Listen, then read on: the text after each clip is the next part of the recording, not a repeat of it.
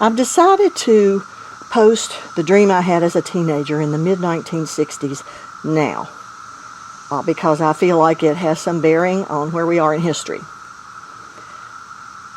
Another thing I'll tell you incidentally, so you won't wonder, the noise that you hear in the background is the 17-year cicada cycle. They are in full bloom, ready to mate, burrow into the ground for 17 more years, and come back up again.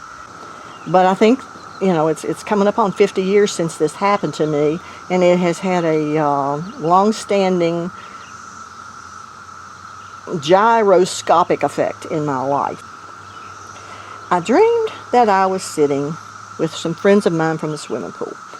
And all of us, we hung around the swimming pool every day, every summer. That was our entertainment.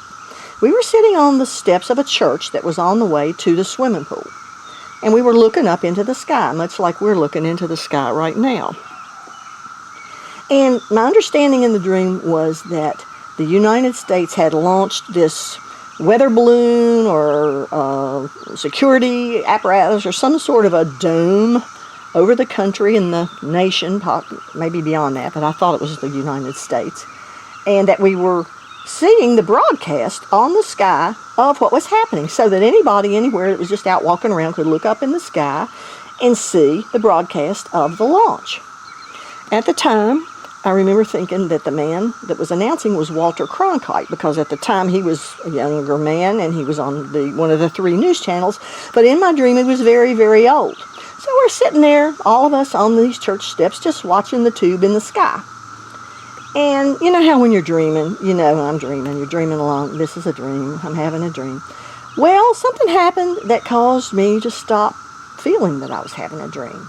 The sensation came that it was no longer a dream, and as that sensation came, there was a split in that screen in the sky, and out of the split came these little fingers that were folding back around the square of where the screen was. The audio was gone, and you just saw these little fingers and began to see faces, and they were only what I could describe as cherubs, little childish-looking beings with little fat faces and fingers and big smiles on their faces, and beyond them was this golden city type thing, shiny, lots of buildings, tall spires and stuff. By this time, in my dream, I'm like, whoa, what's going on here? Because I'm not dreaming anymore. What's happened? And the sensation was that it was over. It was done. It was over. And whatever had happened had changed everything forever. And one of these little beings looked down at me straight in my eye and said, "Hi, you didn't think we were coming, did you?" And I sat up in my bed and I couldn't breathe and I had a panic attack, which at the time I didn't know that's what it was.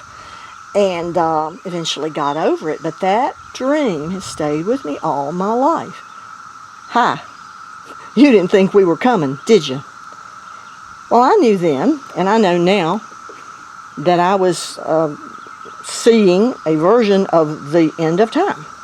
Not the end of the world, the end of time, when the Creator, our Master, would just fold stuff up, show up, straighten it up. And in my dream, the most horrifying thing, and after I woke up, was, it's too late.